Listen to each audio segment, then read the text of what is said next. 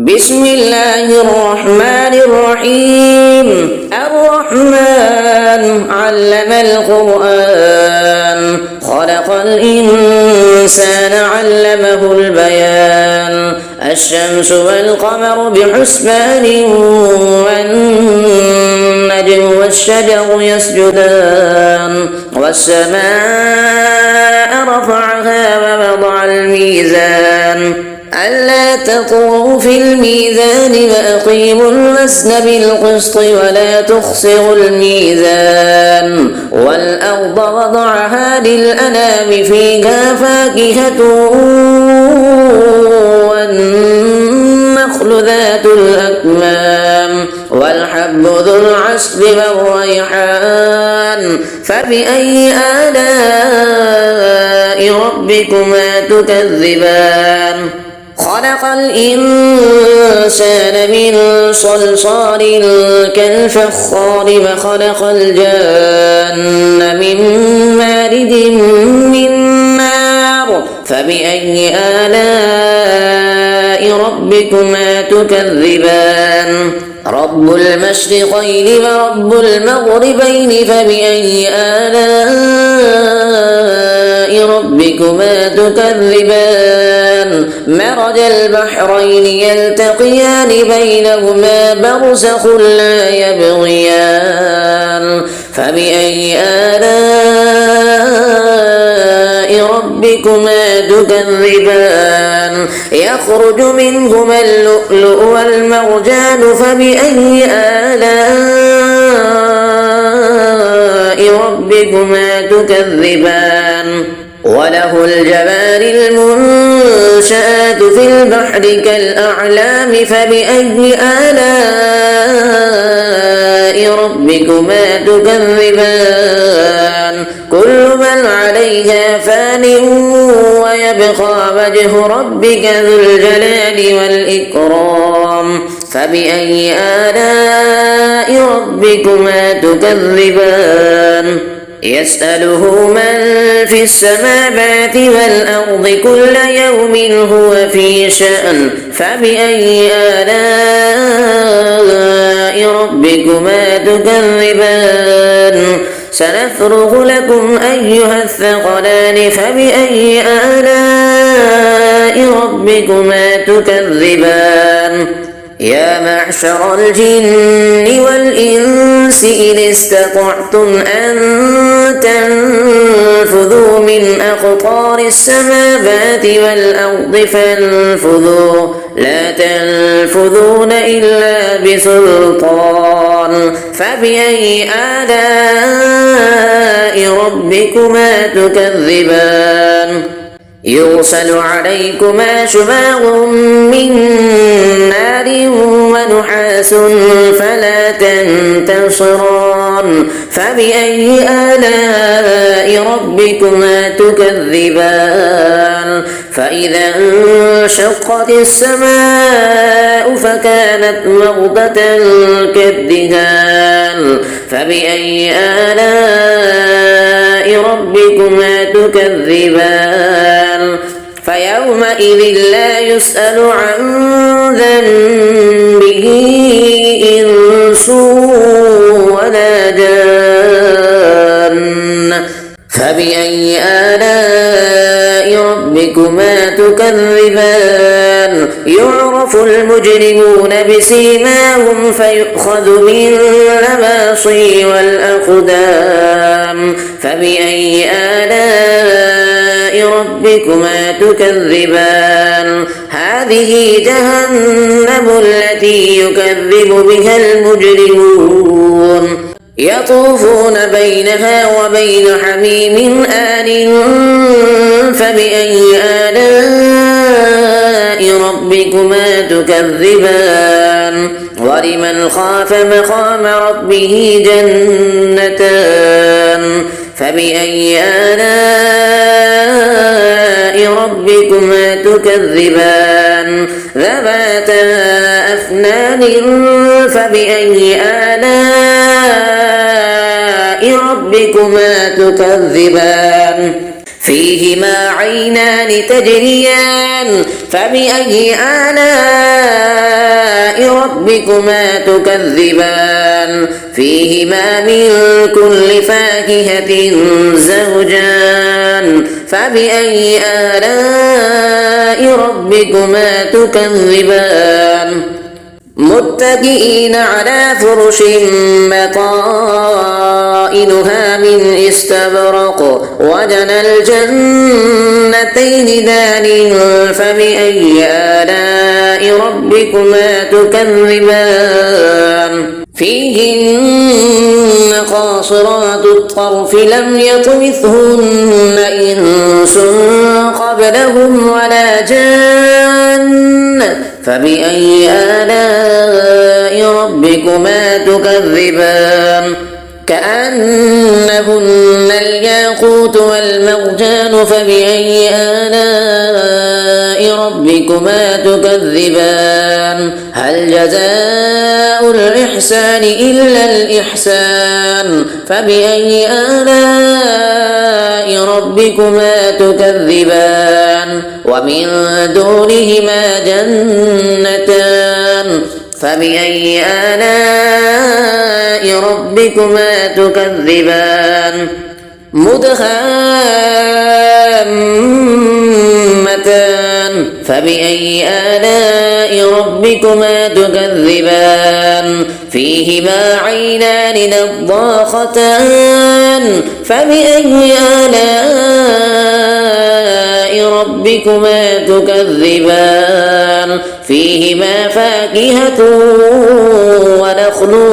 ورمان فبأي آلاء ربكما تكذبان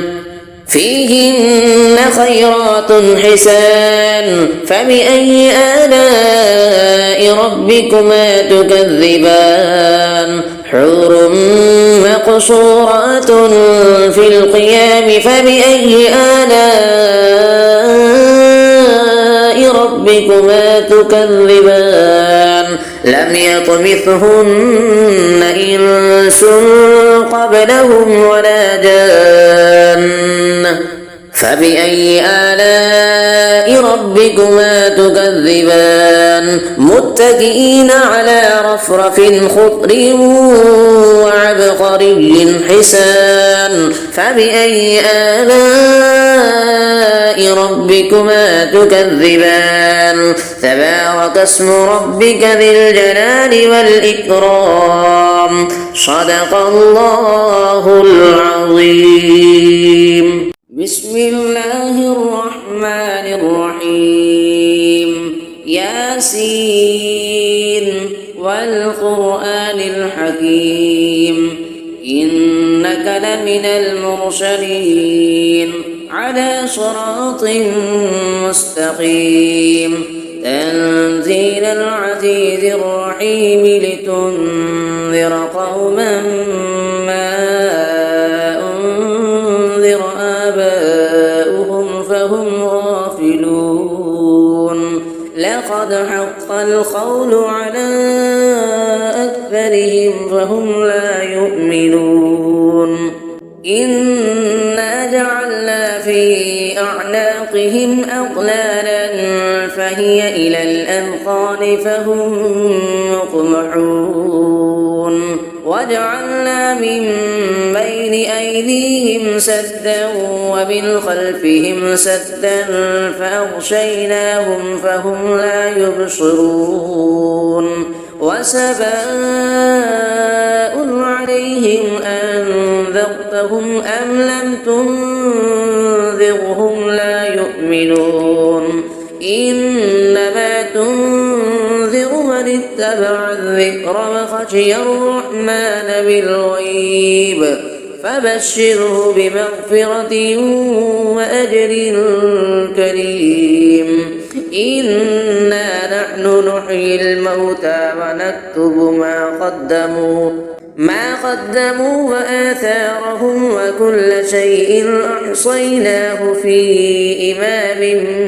مبين واضرب لهم مثلا أصحاب القرية إذ جاءها المرسلون إذ أرسلنا إليهم اثنين فكذبوهما فعززنا بثالث فقالوا إنا إليكم مرسلون قالوا ما أنتم إلا بشر مثلنا وما أنزل الرحمن من شيء إن أنتم إلا تكذبون قالوا ربنا يعلم إنا إليكم لمرسلون وما علينا إلا البلاغ المبين قالوا إنا تطيرنا بكم لئن لم تنتهوا لنرجمنكم وليمسنكم منا عذاب أليم قالوا طائركم معكم أئن ذكرتم بل أنتم قوم مسرفون وجاء من أقصى المدينة رجل يسعى قال يا قوم اتبعوا المرسلين اتبعوا من لا يسألكم أجرا وهم مهتدون وما لي لا أعبد الذي فطرني وإليه ترجعون أأتخذ من دونه آلهة إن يردني الرحمن بضر لا تغن عني شفاعتهم شيئا ولا ينقذون إني إذا لفي ضلال مبين إني آمنت بربكم فاسمعون قيل ادخل الجنة قال يا ليت قومي يعلمون بما غفر لي ربي وجعلني من المكرمين وما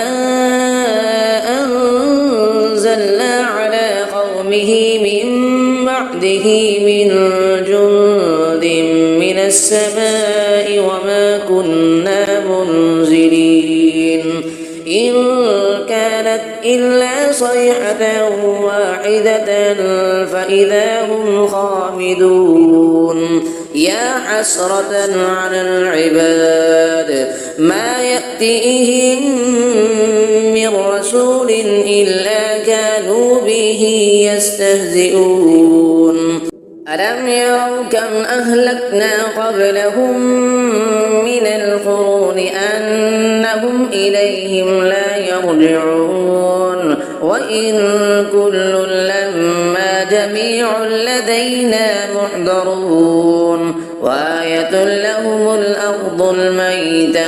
أحييناها وأخرجنا منها حبا فمنه يأكلون وجعلنا فيها جنات من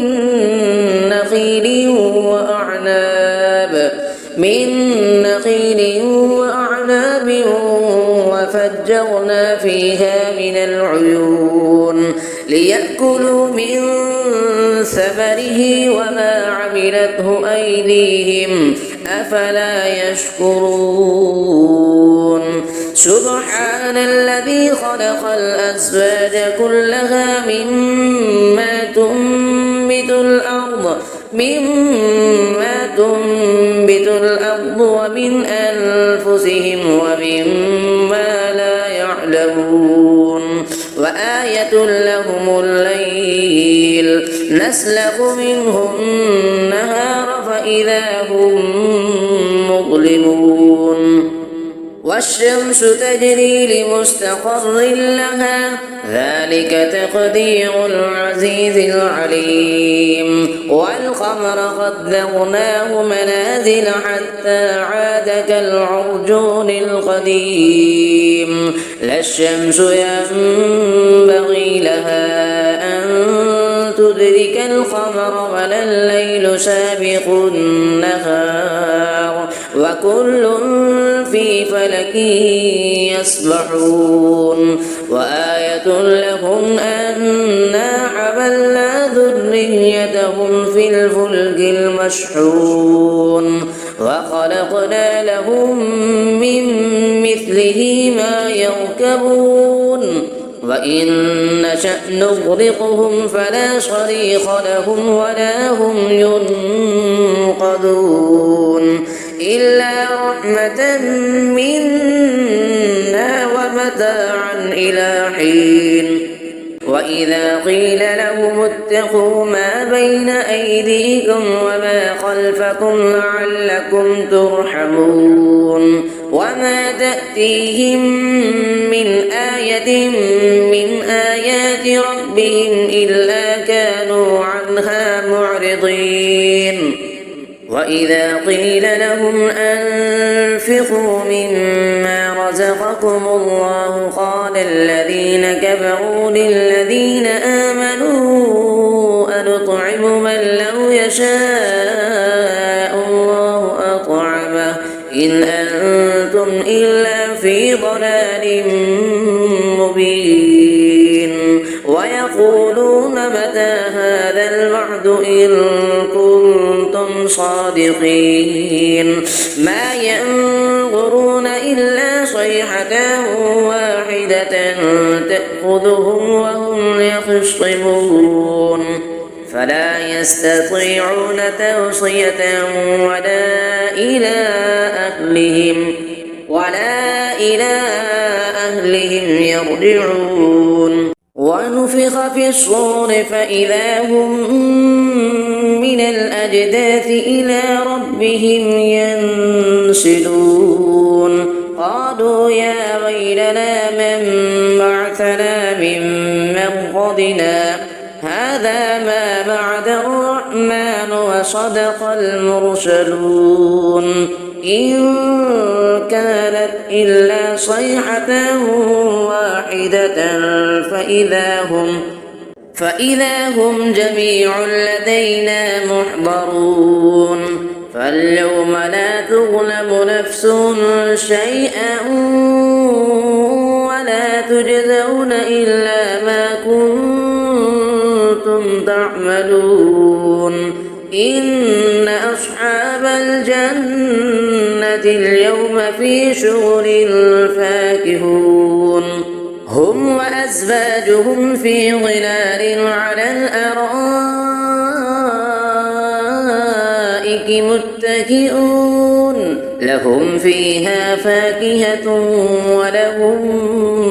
ما يدعون سلام قولا من رب رحيم وامتازوا اليوم أيها المجرمون ألم أعهد إليكم يا بني آدم ألا تعبدوا الشيطان إنه لكم عدو مبين وأن اعبدوني هذا صراط مستقيم ولقد أضل منكم جبلا كثيرا أفلم تكونوا تعقلون هذه جهنم التي كنتم توعدون اصلوها اليوم بما كنتم تكفرون اليوم نختم على أفواههم وتكلمنا أيديهم وتشهد أرجلهم بما كانوا يكسبون ولو نشاء لطمسنا على أعينهم فاستبقوا الصراط فأنى يبصرون ولو نشاء لمسخناهم على مكانتهم فما استطاعوا مضيا ولا يرجعون ومن نعمره ننكسه في الخلق أفلا يعقلون وما علمناه الشعر وما ينبغي له إن هو إلا ذكر وقرآن مبين لينذر من كان حيا ويحق القول على الكافرين. أفلم يروا أنا خلقنا لهم مما عملت أيدينا أنعاما فهم لها مالكون وذللناها لهم فمنها ركوبهم ومنها يأكلون ولهم فيها منافع ومشارب أفلا يشكرون واتخذوا من دون الله آلهة لعلهم ينصرون لا يستطيعون نصرهم وهم لهم جند محضرون فلا يحزنك قولهم إنا نعلم ما يسرون وما يعلنون أفلم يرى الإنسان أنا خلقناه من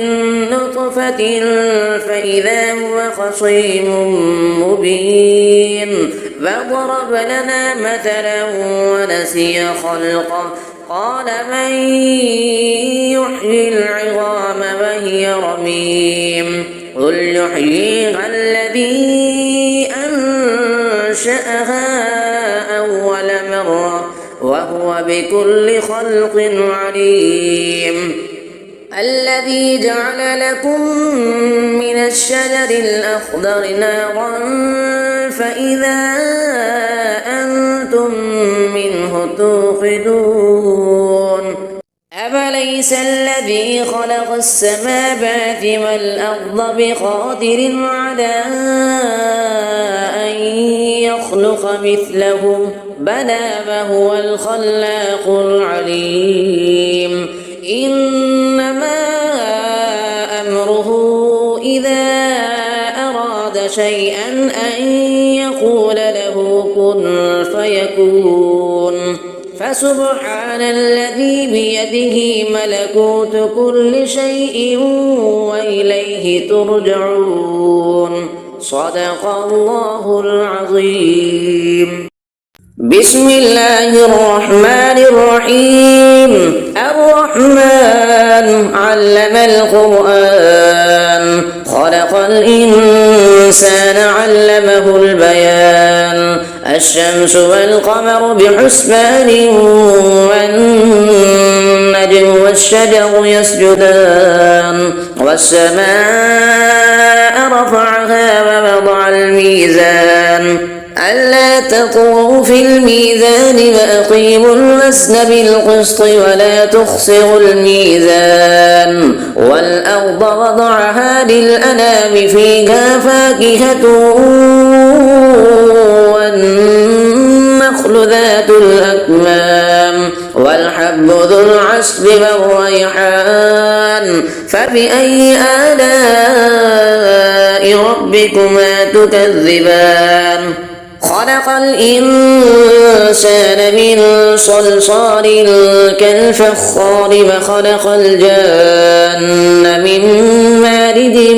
من نار فبأي آلاء ربكما تكذبان رب المشرقين ورب المغربين فبأي آلاء ربكما تكذبان مرج البحرين يلتقيان بينهما برزخ لا يبغيان فبأي آلاء ربكما تكذبان يخرج منهما اللؤلؤ والمرجان فبأي آلاء ربكما تكذبان وله الجوار المنشآت في البحر كالأعلام فبأي آلاء ربكما تكذبان كل من عليها فان ويبقى وجه ربك ذو الجلال والإكرام فبأي آلاء ربكما تكذبان يسأله من في السماوات والأرض كل يوم هو في شأن فبأي آلاء ربكما تكذبان سنفرغ لكم أيها الثقلان فبأي آلاء ربكما تكذبان يا معشر الجن والإنس إن استطعتم أن تنفذوا من أقطار السماوات والأرض فانفذوا لا تنفذون إلا بسلطان فبأي آلاء ربكما تكذبان يرسل عليكما شواظ من نار ونحاس فلا تنتصران فبأي آلاء ربكما تكذبان فإذا انشقت السماء فكانت وردة كالدهان فبأي آلاء ربكما تكذبان فيومئذ لا يسأل عن ذنبه إنس ولا جان فبأي آلاء ربكما تكذبان يعرف المجرمون بسيماهم فيؤخذ بالنواصي والأقدام فبأي آلاء ربكما تكذبان هذه جهنم التي يكذب بها المجرمون يطوفون بينها وبين حميم آن فبأي آلاء ربكما تكذبان ولمن خاف مقام ربه جنتان فبأي آلاء ربكما تكذبان ذواتا أفنان فبأي آلاء ربكما تكذبان فيهما عينان تجريان فبأي آلاء ربكما تكذبان فيهما من كل فاكهة زوجان فبأي آلاء ربكما تكذبان متكئين على فرش بطائنها من استبرق وجنى الجنتين دان فبأي آلاء ربكما تكذبان فيهن قاصرات الطرف لم يطمثهن إنس قبلهم ولا جان فبأي آلاء ربكما تكذبان كأنهن الياقوت والمرجان فبأي آلاء ربكما تكذبان هل جزاء الإحسان إلا الإحسان فبأي آلاء ربكما تكذبان ومن دونهما جنتان فبأي آلاء ربكما تكذبان مدهامتان فبأي آلاء ربكما تكذبان فيهما عينان نضاختان فبأي آلاء ربكما تكذبان فيهما فاكهة ونخل ورمان فبأي آلاء ربكما تكذبان فيهن خيرات حسان فبأي آلاء ربكما تكذبان حور مقصورات في القيام فبأي آلاء ربكما تكذبان لم يطمثهن إنس قبلهم ولا جان فبأي آلاء ربكما تكذبان متكئين على رفرف خضر وعبقري حسان فبأي آلاء ربكما تكذبان تبارك اسم ربك ذي الجلال والإكرام صدق الله العظيم. بسم الله الرحمن الرحيم ياسين والقرآن الحكيم إنك لمن المرسلين على صراط مستقيم تنزيل العزيز الرحيم لتنذر قوما ما أنذر آباؤهم فهم غافلون لقد حق القول على أكثرهم فهم لا يؤمنون إنا جعلنا في أعناقهم أغلالا فهي إلى الأذقان فهم مقمحون وجعلنا من بين أيديهم سدا ومن خلفهم سدا فأغشيناهم فهم لا يبصرون وسواء عليهم أنذرتهم أم لم تنذرهم لا يؤمنون إنما تنذر من اتبع الذكر وخشي الرحمن بالغيب فبشره بمغفرة وأجر كريم إنا نحن نحيي الموتى ونكتب ما قدموا وآثارهم وكل شيء أحصيناه في إمام مبين واضرب لهم مثلا أصحاب القرية إذ جاءها المرسلون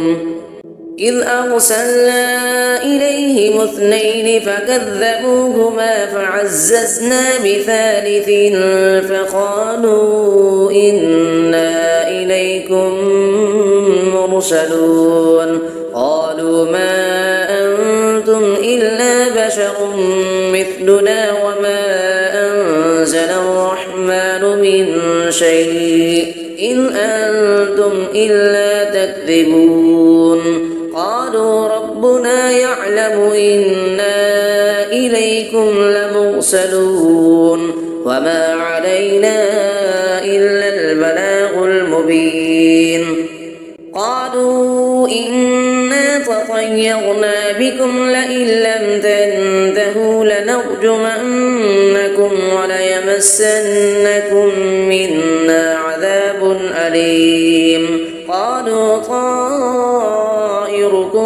معكم أئن ذكرتم بل أنتم قوم مسرفون وجاء من أقصى المدينة رجل يسعى قال يا قوم اتبعوا المرسلين اتبعوا من لا يسألكم أجرا وهم مهتدون وما لي لا أعبد الذي فطرني وإليه ترجعون أأتخذ من دونه آلهة إن يردني الرحمن بضر لا تغن عني شفاعتهم شيئا ولا ينقذون إني إذا لفي ضلال مبين إني بربكم فاسمعون قيل ادخل الجنة قال يا ليت قومي يعلمون بما غفر لي ربي وجعلني من المكرمين وما أنزلنا على قومه من بعده من جند من السماء وما كنا منزلين إن كانت إلا صيحة واحدة فإذا هم خامدون يا حسرة على العباد ما يأتيهم من رسول إلا كانوا به يستهزئون ألم يروا كم أهلكنا قبلهم من القرون أنهم إليهم لا يرجعون وإن كل لما جميع لدينا محضرون وآية لهم الأرض الميتة أحييناها وأخرجنا منها حبا فمنه يأكلون وجعلنا فيها جنات من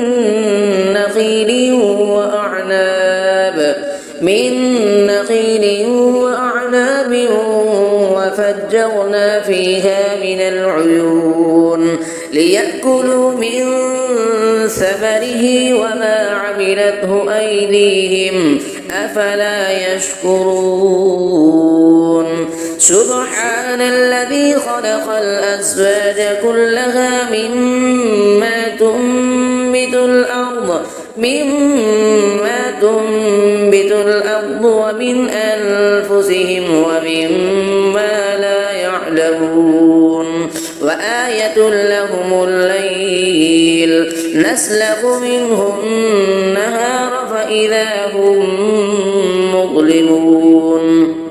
والشمس تجري لمستقر لها ذلك تقدير العزيز العليم والقمر قدرناه منازل حتى عاد كالعرجون القديم لا الشمس ينبغي لها أن تدرك القمر ولا الليل سابق النهار وكل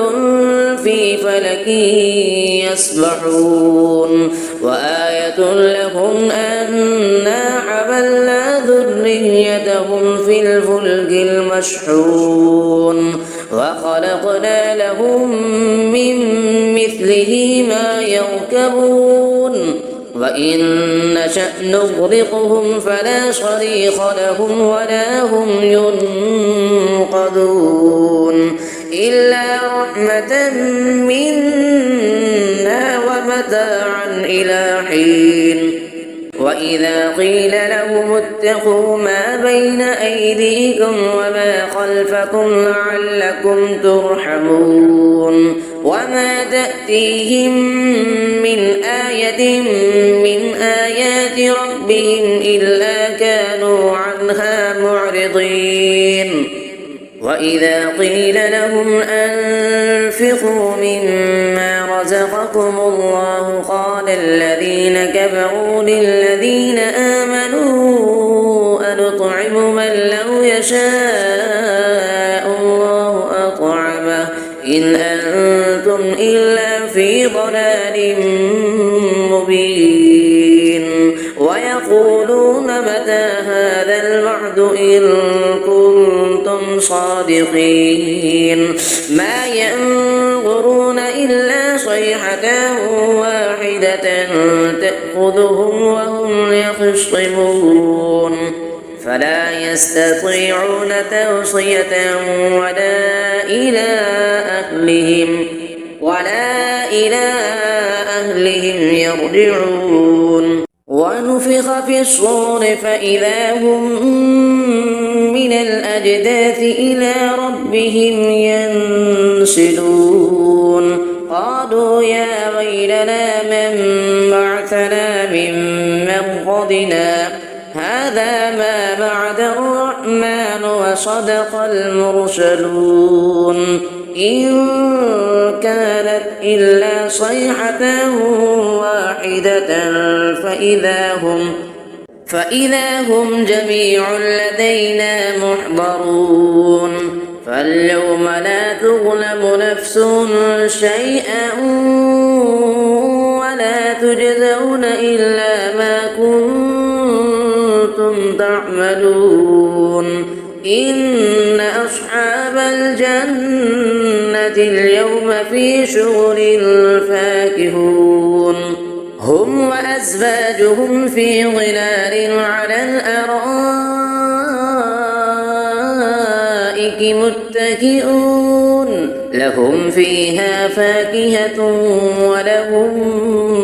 ما يدعون سلام قولا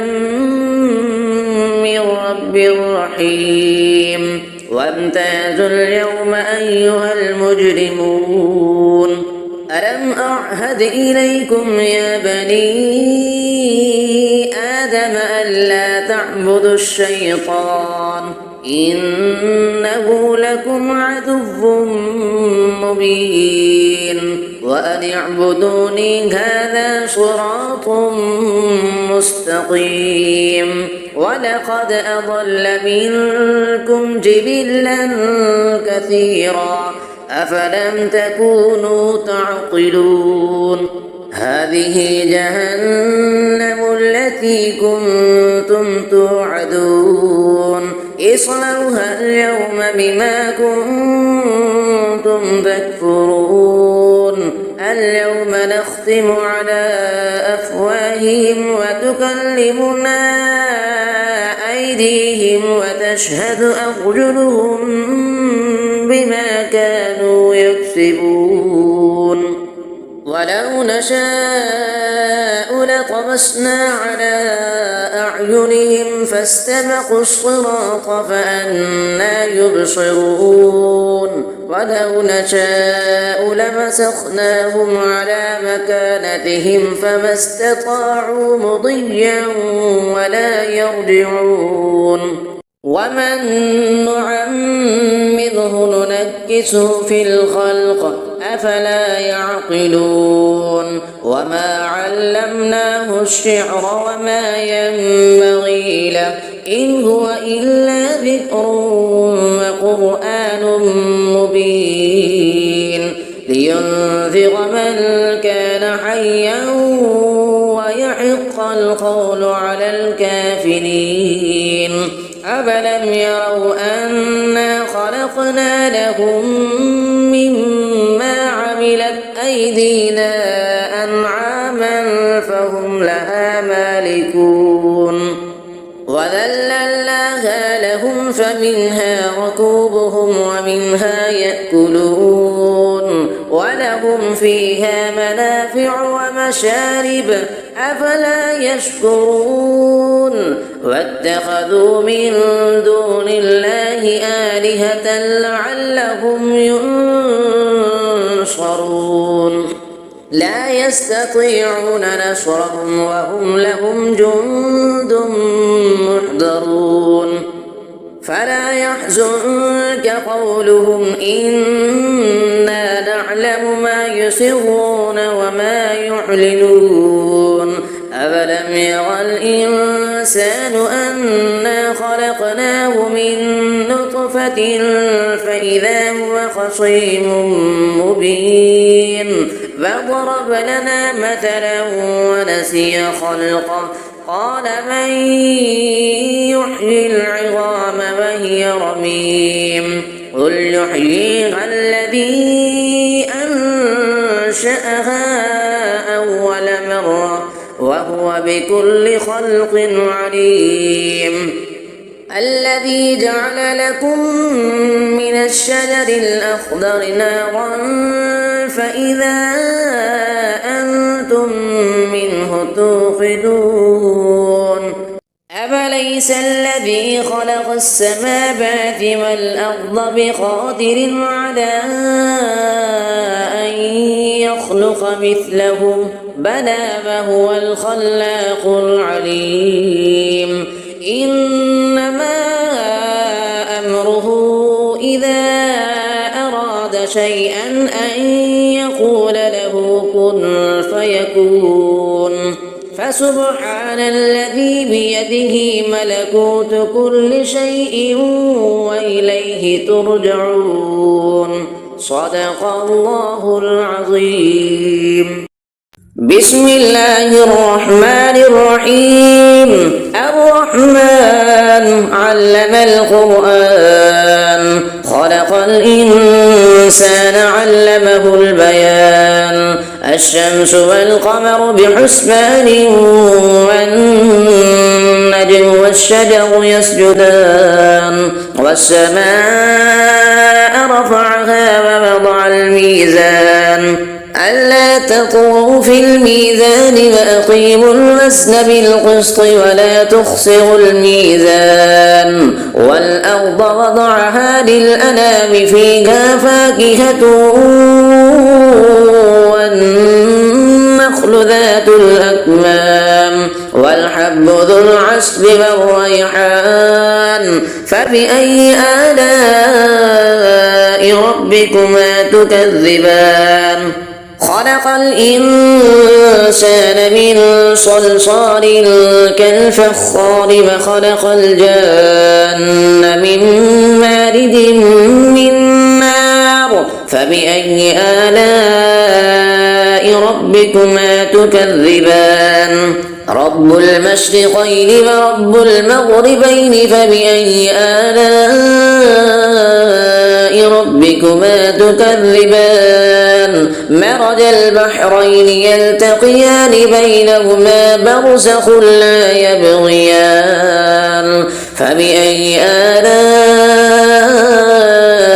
ربكما تكذبان يخرج منهما اللؤلؤ والمرجان فبأي آلاء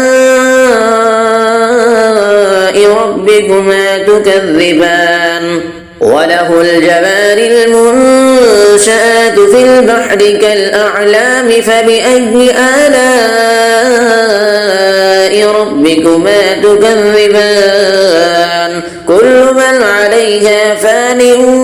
ويبقى وجه ربك ذو الجلال والإكرام فبأي آلاء ربكما تكذبان يسأله من في السماوات والأرض كل يوم هو في شأن فبأي آلاء ربكما تكذبان سنفرغ لكم أيها الثقلان فبأي آلاء ربكما تكذبان يا معشر الجن والإنس إن استطعتم أن تنفذوا من أقطار السماوات والأرض فانفذوا لا تنفذون إلا بسلطان فبأي آلاء ربكما تكذبان يرسل عليكما شواظ من نار ونحاس فلا تنتصران فبأي آلاء ربكما تكذبان فإذا انشقت السماء فكانت وردة كالدهان فبأي آلاء ربكما تكذبان فيومئذ لا يسأل عن ذنبه إنس ولا جان فبأي آلاء ربكما تكذبان يعرف المجرمون بسيماهم فيؤخذ بالنواصي والأقدام فبأي آلاء ربكما تكذبان هذه جهنم التي يكذب بها المجرمون يطوفون بينها وبين حميم آن فبأي آلاء ربكما تكذبان ولمن خاف مقام ربه جنتان فبأي آلاء ربكما تكذبان ذواتا أفنان فبأي آلاء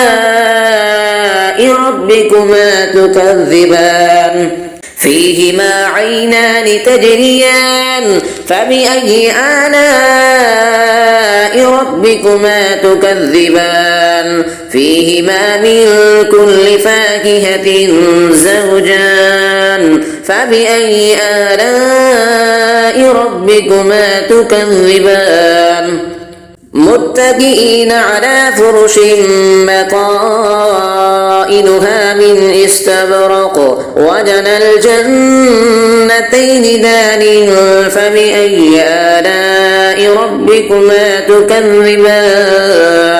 فيهن قاصرات الطرف لم يطمثهن إنس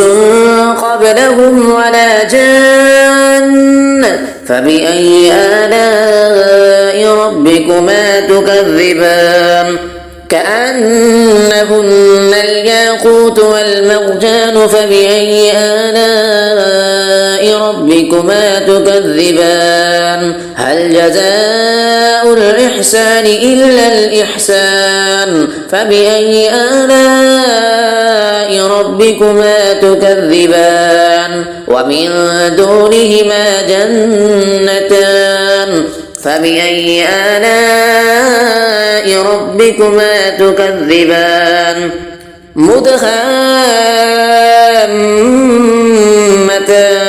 فبأي آلاء ربكما تكذبان فيهما عينان نضاختان فبأي آلاء ربكما تكذبان فيهما فاكهة ونخل ورمان فبأي آلاء ربكما تكذبان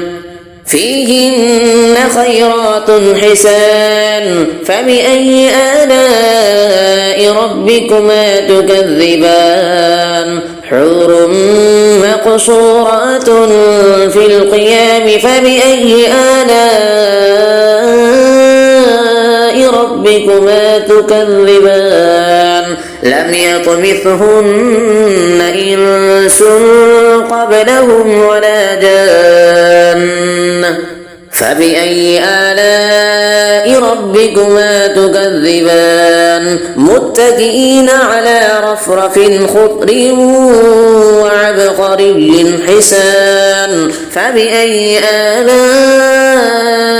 ربكما تكذبان تبارك اسم ربك ذي الجلال والإكرام صدق الله العظيم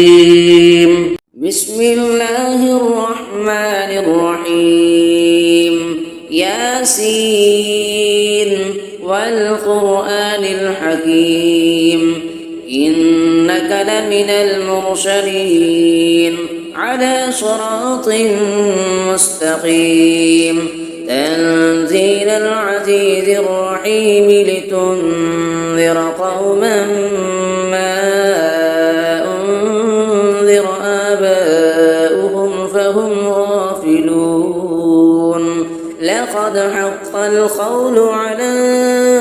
أكثرهم فهم لا يؤمنون إنا جعلنا في أعناقهم أغلالا فهي إلى الأذقان فهم مقمحون وجعلنا من بين أيديهم سدا ومن خلفهم سدا فأغشيناهم فهم لا يبصرون وسواء عليهم أنذرتهم أم لم تنذرهم لا يؤمنون إنما تنذر من اتبع الذكر وخشي الرحمن بالغيب فبشره بمغفرة وأجر كريم. إنا نحن نحيي الموتى ونكتب ما قدموا وآثارهم وكل شيء أحصيناه في إمام مبين. واضرب لهم مثلا أصحاب القرية إذ جاءها المرسلون إذ أرسلنا إليهم 2 فكذبوهما فعززنا بثالث فقالوا إنا إليكم مرسلون. قالوا ما أنتم إلا بشر مثلنا وما أنزل الرحمن من شيء إن أنتم إلا تكذبون. قالوا ربنا يعلم إنا إليكم لمرسلون وما علينا إلا البلاغ المبين. قالوا إنا تطيرنا بكم لئن لم تنتهوا لنرجمنكم وليمسنكم منا عذاب أليم. قالوا طائركم معكم أئن ذكرتم بل أنتم قوم مسرفون. وجاء من أقصى المدينة رجل يسعى قال يا قوم اتبعوا المرسلين اتبعوا من لا يسألكم أجرا وهم مهتدون. وما لي لا أعبد الذي فطرني وإليه ترجعون. أأتخذ من دونه آلهة إن يردني الرحمن بضر لا تغن عني شفاعتهم شيئا ولا ينقذون. إني إذا لفي ضلال مبين. إني آمنت بربكم فاسمعون. قيل ادخل الجنة قال يا ليت قومي يعلمون بما غفر لي ربي وجعلني من المكرمين. وما أنزلنا على قومه من بعده من جند من السماء وما كنا منزلين. إن كانت إلا صيحة واحدة فإذا هم خامدون. يا حسرة على العباد ما يأتيهم من رسول إلا كانوا به يستهزئون. ألم يروا كم أهلكنا قبلهم من القرون أنهم إليهم لا يرجعون. وإن كل لما جميع لدينا محضرون. وآية لهم الأرض الميتة أحييناها وأخرجنا منها حبا فمنه يأكلون. وجعلنا فيها جنات من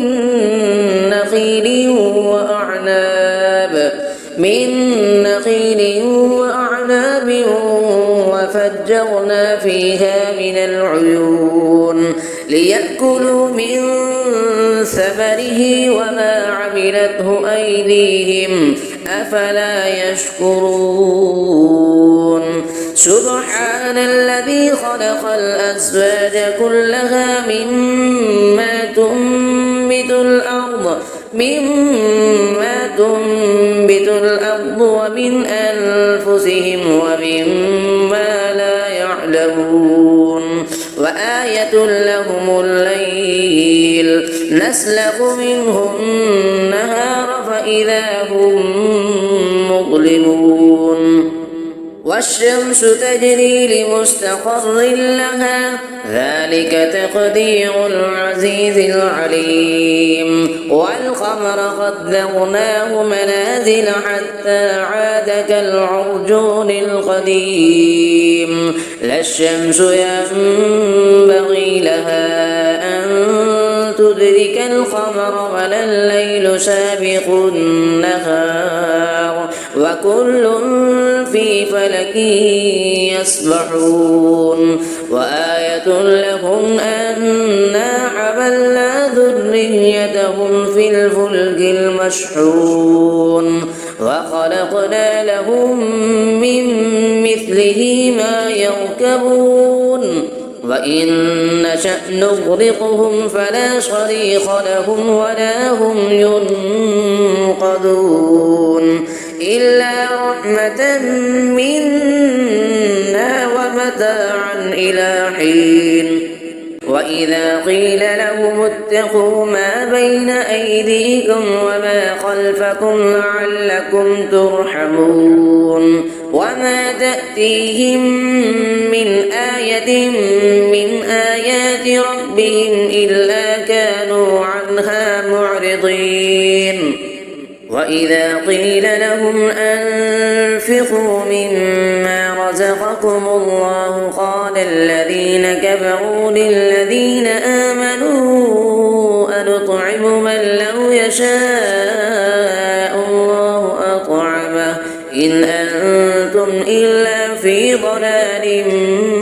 مبين ويقولون متى هذا الوعد إن كنتم صادقين ما ينظرون إلا صيحة واحدة تأخذهم وهم يخصمون فلا يستطيعون توصية ولا إلى أهلهم يرجعون ونفخ في الصور فإذا هم من الأجداث إلى ربهم ينسلون قالوا يا ويلنا من بعثنا من مرقدنا هذا ما بعد الرحمن وصدق المرسلون إن كانت إلا صيحة واحدة فإذا هم جميع لدينا محضرون فاليوم لا تظلم نفس شيئا ولا تجزون إلا ما كنتم تعملون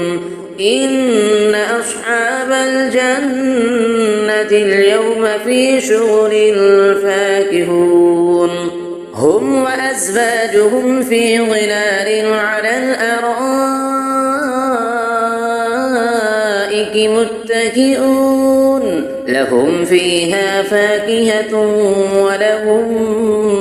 ما يدعون سلام قولا من رب رحيم وامتازوا اليوم أيها المجرمون ألم أعهد إليكم يا بني آدم ألا تعبدوا الشيطان إنه لكم عدو مبين وأن اعبدوني هذا صراط مستقيم ولقد أضل منكم جبلا كثيرا أفلم تكونوا تعقلون هذه جهنم التي كنتم توعدون اصلوها اليوم بما كنتم تكفرون اليوم نختم على أفواههم وتكلمنا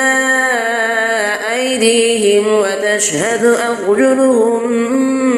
بما كانوا يكسبون